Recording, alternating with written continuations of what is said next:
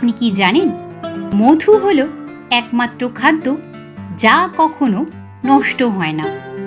এমনকি এটি 1000 বছর পরেও খাওয়া যায়।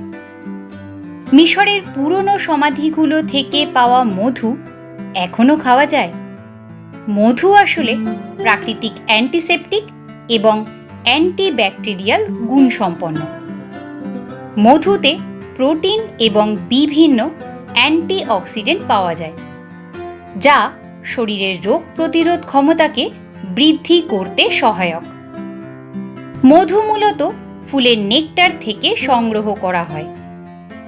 মৌমাছিরা নেকটার সংগ্রহ করে সেটিকে তাদের পাচনতন্ত্রের মাধ্যমে পরিবর্তিত করে মধুতে পরিণত করে।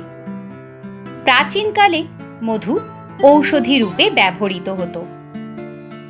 মিশরীয়, গ্রিক এবং রোমানরা মধু ওষুধ হিসেবে ব্যবহার করত। গলা ব্যথা, সর্দি কাশির জন্য মধু একটি প্রাকৃতিক প্রতিষেধক। তবে কিছু প্রজাতির মধু আছে যা ম্যাড হানি নামেও পরিচিত, যা বিষাক্ত হতে পারে। এই মধু সাধারণত রোডোডেনড্রন ফুল থেকে সংগৃহীত হয় এবং এটি খেলে মাথা ঘোরা, বমি, এমনকি বেশি পরিমাণে খেলে হার্ট অ্যাটাকও হতে পারে।